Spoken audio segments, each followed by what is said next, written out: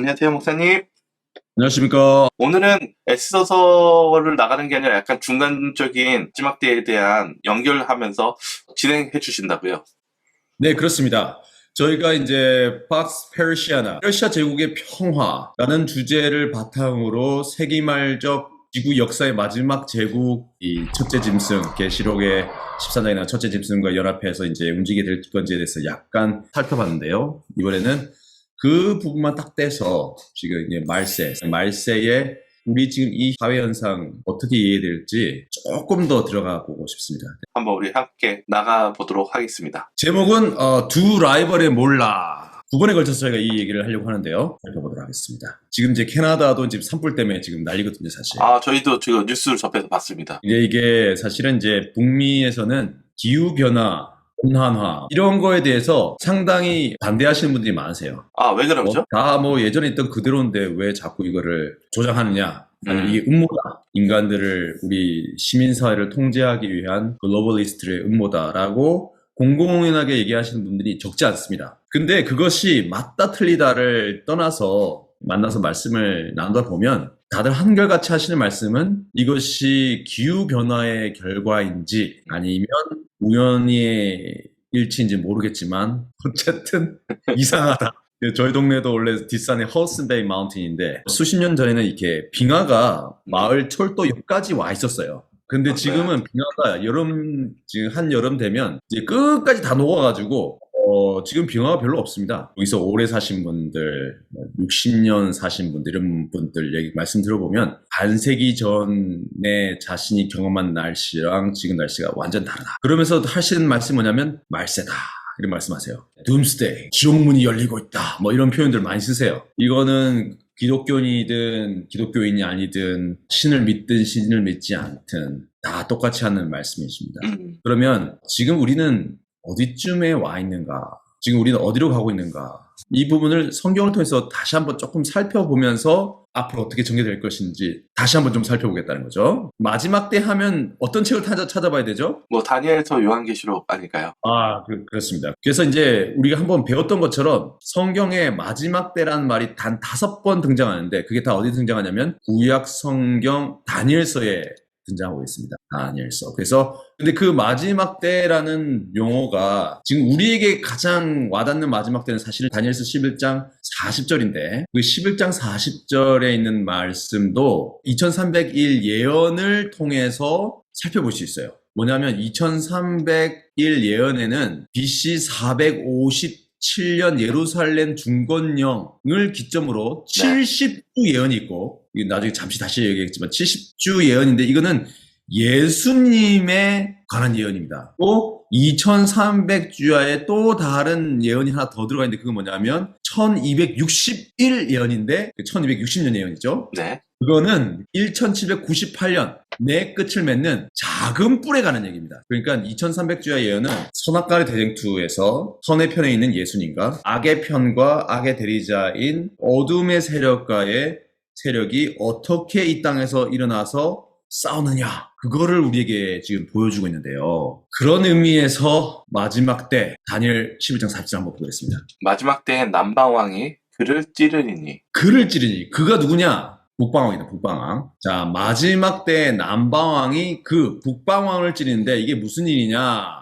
그리고 북방왕과 남방왕의 싸움 우리가 한번 배웠었죠. 다니엘서를 함께 연구하시면서. 궁금하신 분은 다시 한번 바이블 타임 그때 한번 했었으니까 이 부분 한번 복습할 겸 다시 한번 찾아보시면 좋을 것 같습니다. 북방왕과 남방왕의 싸움. 예루살렘을 기점으로 북쪽에 있었던 우리 아시리아, 그 다음에 바벨론, 이런 나라들이 다 이제 그 북방왕이고, 이집트 지역이죠. 우리가 이제 남방왕 지리적으로 나눴었는데요. 다니엘서 11장은 페르시아 제국이 그리스에 의해서 멸망당하고, 알렉산더 왕이 세상을 제패할 듯이 나아가다가 갑자기 요조를 하면서 나라가 나뉘죠. 네 장군에 의해서 네 나라가 크게 나눠졌다가 그 네 나라가 다시 두 개 나라로 이합집산됩니다. 그래서 북방왕 셀레우코스 왕조와 남방왕 프톨레미아우스 왕조가 확립이 되죠. 여기서부터 북방왕과 남방왕이 가는데 이게 셀루커스 왕조가 로마로 가고 그리고 이후에 로마 교황권이 등장하게 되고 그 다음에 프톨레미아우스 왕조는 사라센 즉 이슬람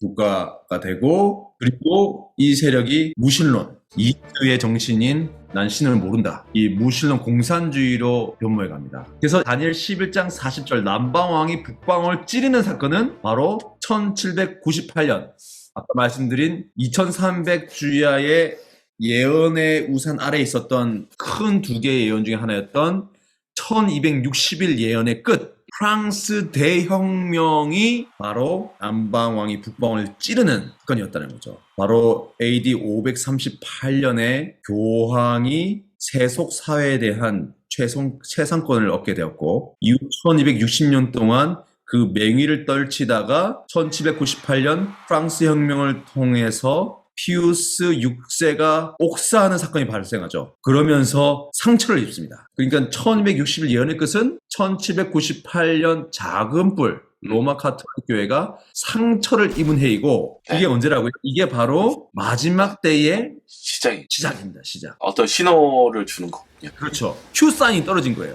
인간들이 성경 예언을 통해서 이제 이게 마지막 때의 시작이야. 여기 보시면 우리의 구원자이신 예수님은 2300주야 예언에 있어서 70주 예언, 즉 490년 예언을 통해서 이 땅에 오시고 십자가에 AD 31년에 돌아가시고 그 다음에 그 스테판의 죽음으로 유대인을 벗어나서 만방의 복음이 전해지는 그 사건이 일어나시고 예수님은 하늘 성소에서 우리를 위해서 지금 봉사하고 계시죠. 네. 반면에 이런 하나님의 나라의 왕국의 팽창을 막기 위해서 작은 풀이 1260년이라는 기간 동안 맹위를 떨치면서 어떻게 활동하는지를 보여주었습니다. 그리고 이 두 힘이 어떻게 해요? 다시 마지막 때에 발산되는 거예요. 클라이맥스. 그게 계시록 13장 14장. 첫째 짐승과 둘째 짐승이 용이 주는 권세를 받아서 이 땅에 우상을 세우고 계시록 14장에는 어린 양이 시온산 하늘 성소에서 자기를 따르는 하나님 백성을 이끌어내는 일이 발생하죠. 그러면서 역사의 마지막 싸움을 랑데비로 이루는 거죠. 양쪽에서 힘을 꽉 쌓아올리면서 그거를 지금 우리가 이제 레고 블록 쌓듯이 다중적으로 한번 살짝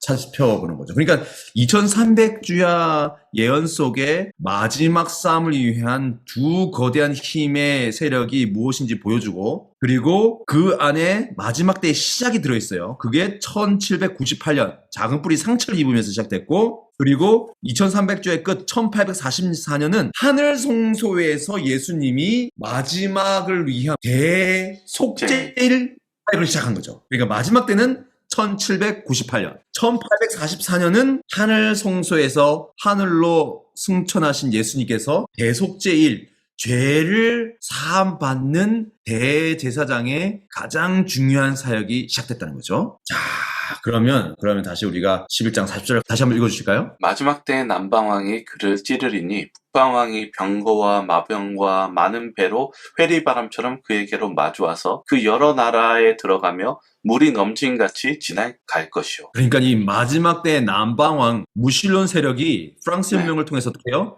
북방왕인 로마 교황권을 찌르죠. 그게 1798년이라는 겁니다. 이 구절이 1798년을 우리에게 보여주고 그러면 북방왕이 병거와 마병과 많은 배로 회오리 바람처럼 남방왕에게로 나아가는 거예요. 그래서 그 여러 나라에 남방왕의 여러 나라에 들어가며 물이 넘침같이 그러니까 확 쓸어버린 거예요. 남방왕의 나라를 확 쓸어버린 거 언제? 1798년 이후에 북방왕이 병과 마병과 많은 배로 이건 뭐냐면 병거, 마병, 많은 배는 군사, 밀리터리 파워, 군사력을 얘기하는 거죠. 그러면 이건 뭐냐 이거 생치가 됐느냐 안 됐느냐에 대한 우리가 질문을 던질 수밖에 없죠. 그러면 자연스럽게 우리는 이렇게 질문하죠. 1798년 그리고 우리가 마지막 때의 시작 1844년 대속죄일의 시작 예수님이 하늘 성소 지성소에서 대속죄일의 사역을 시작한 이후 우리에게는 어떤 일이 일어나냐는 것입니다. 그러면 1798년과 1844년 이후 인류 역사에 있어서 가장 큰 사건이 뭐였을까요? 세계적인 안목으로 보자면 세계 1차 대전과 세계 2차 대전이었죠. 그런데 우리가 이 엄청난 인류 역사의 변화를 가져온 세계 1, 2차 대전, 물론 그 사이에 유럽을 중심으로 한 제국주의의 팽창이 있었고 그 제국주의 팽창 가운데에서 물질적 부요와 그리고 사회적 불평등이 심화되고 그리고 국가 간의 갈등이 긴장이 높아지면서 이 전쟁이 발생했는데 이게 북방왕과 남방왕의 직접적인 전쟁인가 하는 질문을 우리가 할 수밖에 없다는 거예요. 1, 2차 대전이 북방왕과 남방왕이 부딪히는 전쟁인가? 사실 우리가 이럴 때일수록 아주 냉정하게 살펴봐야 되는데 왜냐하면 재림교회는 역사주의 해석을 하죠. 성경을 기반으로 한. 일관성이 좀 필요합니다. 마지막 북방왕이 로마 교황권이고 마지막 남방왕이 1798년에는 무신론주의였는데 이것이 이제 공산권으로 바뀌죠. 근데 세계 1, 2차 세계대전을 겪으면서 소련 같은 경우는 마지막에는 미국을 포함한 연합군 측에서 전쟁을 했어요. 그러니까 세계 1, 2차 대전은 미국과 공산권, 로마 교황권의 충돌이 아니라 그 이상의 뭔가 있었다는 겁니다. 앞부터 얘기하면 세계 1, 2차 대전은 북방과 남방의 싸움이 아니다. 그런데 이 1, 2차 세계대전을 지나면서 아주 성경 예언의 해석에서 매우 중요한 사건이 일어납니다. 이 마지막 때와 관련해서. 다시 말씀드리면 1798년 마지막 때의 시작, 1844년 대속제일의 시작 이후에 일어난 1차, 2차 대전 이후에 어떤 일이 났는가? 특히 1차 세계대전 후에 어떤 일이 났는가? 이게 굉장히 유명한 사진인데 뭔가 이게 중요한 포즈를 취하고 사진 찍고 있어요. 그렇죠? 종교 사제 같기도 하고요. 맞습니다, 목사님. 바로 이제 누구냐? 카톨릭 바티칸 대표와 그리고 이탈리아 왕국이죠. 왕국의 대표 간의 만남이 있었습니다. 1929년 2월 11일 라테란 조약입니다. 이 라테란 조약은 매우 중요한데요. 이 조약을 통해서 무엇이 이루어졌는가? 쉽게 얘기해서 이탈리아 왕이었던 임마누엘 3세와 교황 피우스 11세 간에 맺어진 조약입니다. 이탈리아가 이 조약을 통해서 바티칸 시티를 독립국으로 인정하고 그 절대 주권을 선언했어요. 1798년 프랑스 혁명을 통해서 나폴레옹 황제의 엄청난 파워에 의해서 이 교황이 옥살을 하고 교황권이 세속의 힘에 의해서 상처를 입었는데 지금 이 바티칸 뉴스에서는 이건 2021년 5월 2일자입니다. 이 사건을 어떻게 평가하고 있냐면 1929년 2월 11일에 세계에서 가장 작은 주권 국가가 탄생했다. 라테란 조약을 통해서 바로 홀리시 하면 이제 교황이죠. 교황과 이탈리아 왕국. 근데 이거 홀리시도 음모론에 들어가면 좀 이렇게 끝도 없기 때문에 제가 굳이 음모론 뭐 하진 않지만 이게 홀리시 이렇게 거룩한 눈보다 이런데 전지한 뭐 이런 겁니다 사실. 그래서 이게 참 곤란해요. 피라미드 얼굴 있고 그에 눈이 있고 락 그 이집트 태양신의 머리 눈에 이렇게 뭐 이런 거 있지 않습니까? 있고 이거 제가 굳이 이런 것까지 다루고 싶지 않은데 어쨌든 지나가겠습니다. 네. 레이디 가가의 지나가죠. 이게 이게 들어가기 시작하면 끝이 없어가지고. 아 그래요? 네네. 네. 자 그래서 네. 그런데 샌프란시스코 크로니클 여기서 보면 AP 통신을 인용해서 보도를 했어요. 1929년 2월 10일 화요일자 신문이었죠. 오늘 밤 아주 뭐 엄청난 일이 있었다 하고 얘기하면서 뭘 얘기하냐면 이 카디널 추기경이죠. 가스파리가 피우스 11세를 대신에 사인을 딱 했는데 무솔리니는 임마누엘 3세를 대표하고요. 그러면서 뭘 했냐? 힐링 더 운드 상처를 낫게 했다는 거예요. 야 성경적인 용어네요. 그렇죠. 아주 이거 왜 중요하냐? 이 말씀하신 요한계시록 13장 3절 한번 읽어볼까요? 그의 머리 하나가 상하여 죽게 된 것 같더니 그 죽게 되었던 상처가 나음에 온 땅이 이상히 여겨 짐승을 따르고. 이게 그러니까 1798년 프랑스 혁명을 통해서 1260년간의 로마 교황권의 최상권이 상처를 입고 쓰러졌어요. 짐승이. 네. 첫째 짐승이. 북방왕이 상처를 입고 쓰러졌어요. 그러면서 마지막 때가 시작됐거든요. 근데 이 쓰러졌던 짐승이 어떻게 돼요? 1차 대전 이후에 상처가 힘을 얻기 시작한 거예요, 지금. 힘을 얻어서 이제 어떻게 뭐 할까요, 이제? 싸움을 준비해야죠, 마지막 싸움을. 이 첫째 짐승이 2번 상처 입지 않습니다. 한 번 상처 입었다가 살아나서는 마지막 싸움을 하는 거예요. 그때는 죽는 거예요. 죽고 사는 싸움이기 때문에 뭐 다시 쓰러졌다 다시 일어나고 그러지 않습니다. 이거는. 그러니까 그 죽게 되었던 상처가 낫는 일이 세계 1차 대전 이후에 발생하게 된 거죠. 그러니까 북방왕, 이 작은 뿔이죠. 계시록 13장의 첫 번째 짐승이 세계 1차 대전 이후 다시 세계사의 중심에 등판하는 거예요. 아, 참. 뭐 여기서 좀 더 얘기할 부분이 있겠지만 이게 더 이상 시간을 끄면 이제 끝도 없기 때문에 세계 1차 대전을 통해서 마지막 때에 있을 최후의 전쟁을 위한 메인 캐릭터 중에 한 사람이 등장한 거예요. 다시 등판을 한 겁니다. 네. 그럼 세계 2차 대전 이후는 어떤 일이 났을까? 자, 제일 큰 게 지난번 얘기했던 에스더서를 얘기하면서 이제 잠시 제국의 얘기를 했는데 바로 인류 역사의 마지막 제국, 미국의 세계 무대의 맹주로 등장하게 됩니다.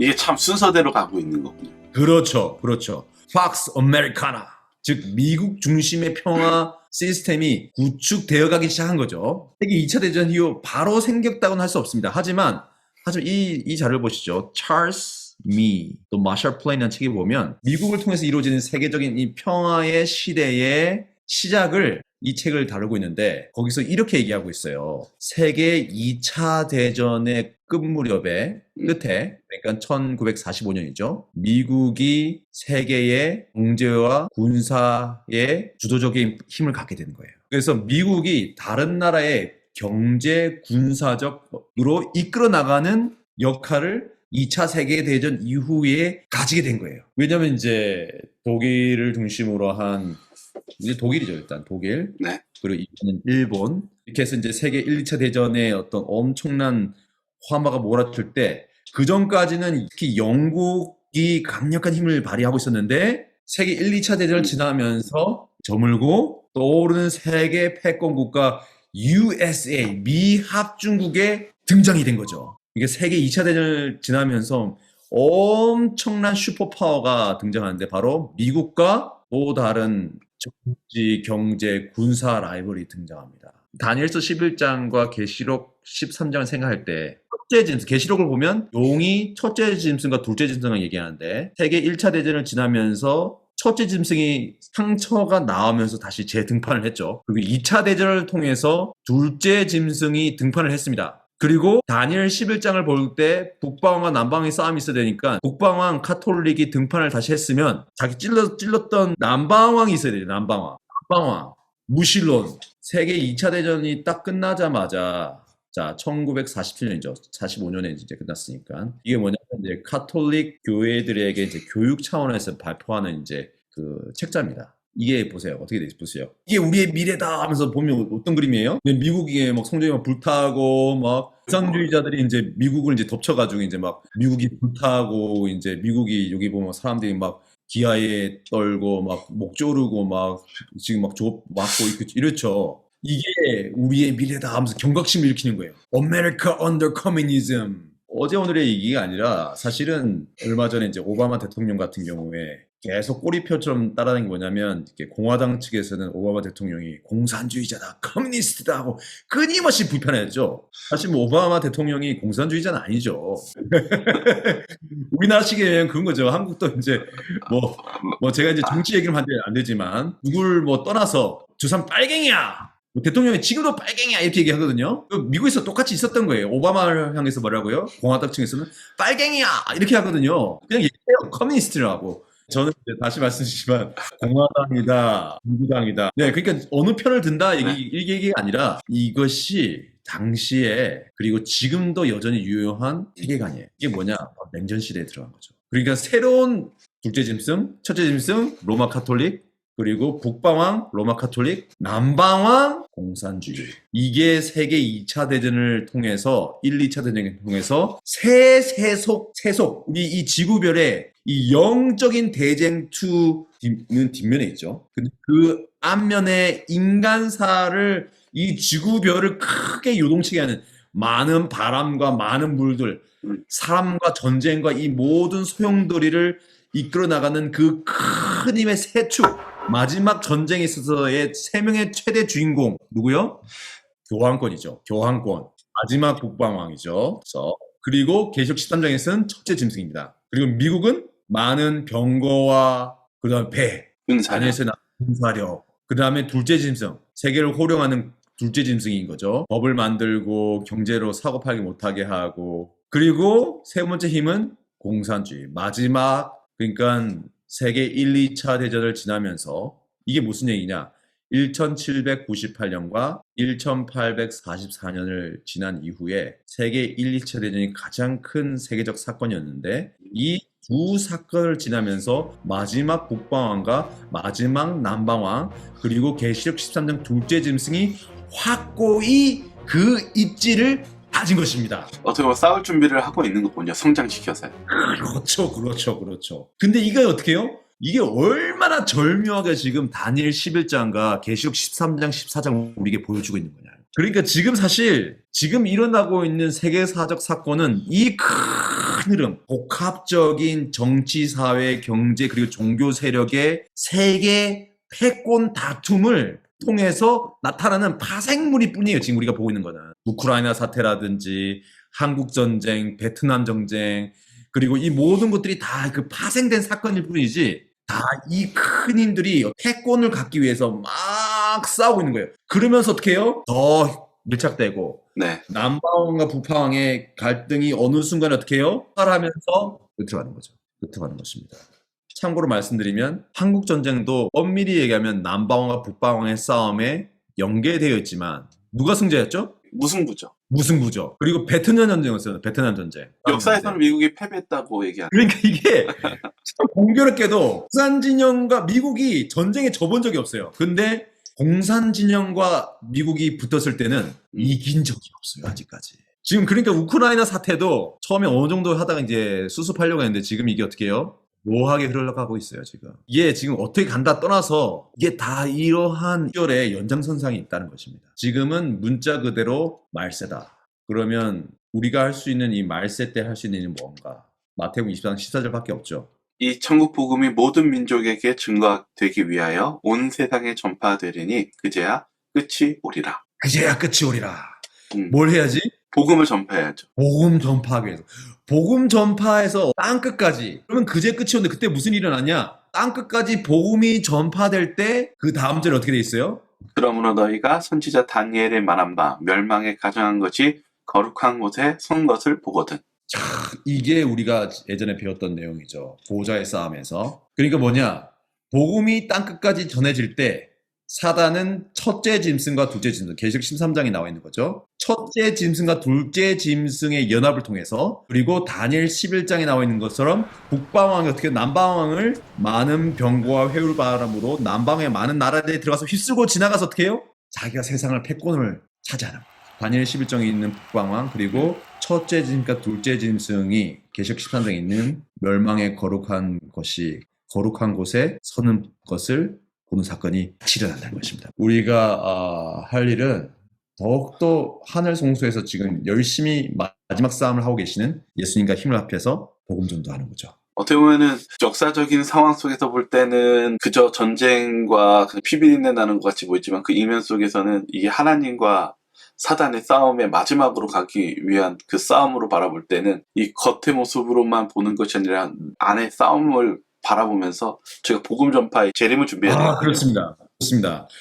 지금 말씀 핵심인데 결국 계시록 13장에서 벌어지고 있는 첫째 짐승과 둘째 짐승의 그 사역에 이면에 누가 있냐? 사단이 있고 그리고 반면에 하늘에서 예수님 계시록 14장에 있는 시온산 하늘 송수에서 어린 양 예수님이 그의 백성과 함께 일하고 있는 거예요. 그러니까 우리가 이 땅에서 진보니 보수니 좌파니 우파니 진영 논리나 힘의 논리에 너무 함몰되면 안 됩니다. 우리 재림교회는 어느 편에 있느냐가 아니라 예수님의 재림 바라보면서 복음 전도하는 거에 저희가 온 힘을 다했으면 좋겠습니다. 하나님이 주신 예언의 말씀대로 믿으면서 전진하는 것이 우리 재림교인의 모습이 아닌가 그런 생각도 드네요. 아멘. 이걸 바탕으로 다음 시간에 조금 더 들어가 보겠습니다. 다음 주가 다시 기대되네요.